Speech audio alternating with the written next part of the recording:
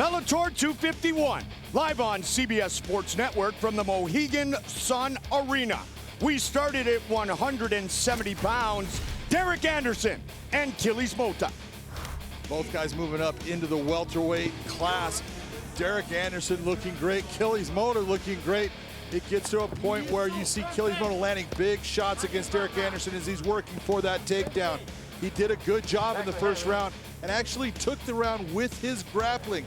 Derek Anderson came back looking to say, okay, I need to change things because I'm getting into grappling situations that I don't want to be in because he doesn't want to stand and kick with me. The takedown was there for Achilles and he utilized it. He kept on working at it.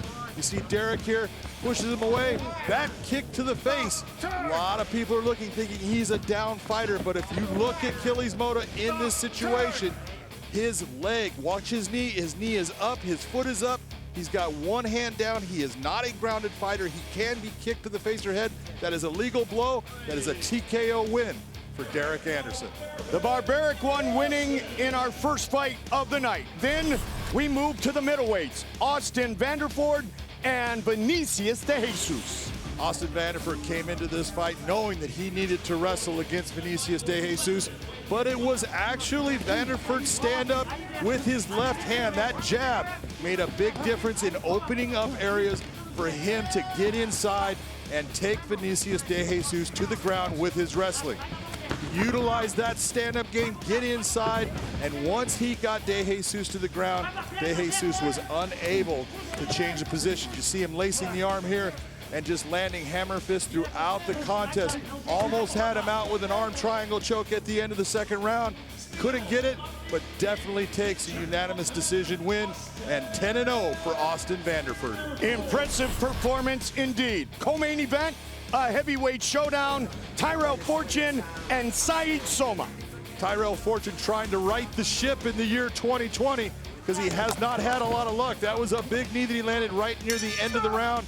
He utilized his wrestling much more in this fight, and I think that was the difference that got him in positions to do well. But Said Soma showed how tough he was and how calm and relaxed he is during a fight.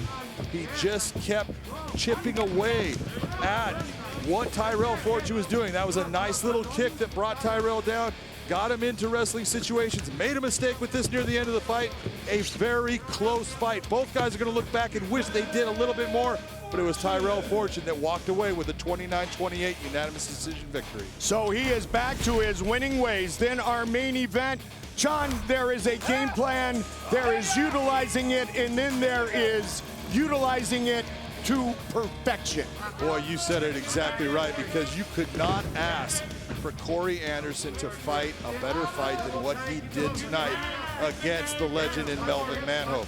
Corey Anderson, he used good feints, he used his stand-up, he used his wrestling, and he definitely used his ground and pound. Now, Melvin got back up at times, but when it came to the second round and Corey Anderson started to open up with heavy ground and pound and big-time elbows, he cuts open Melvin with those elbows, starts to land all kinds of damage happening here. Melvin really has no response, and eventually referee Todd Anderson says, that's enough. You're not doing anything to change what's going to happen, and this is going to continue on.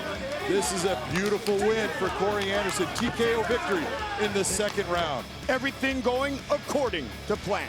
For the latest Bellator news and information, go to Bellator.com. The toughest tournament in sports is back.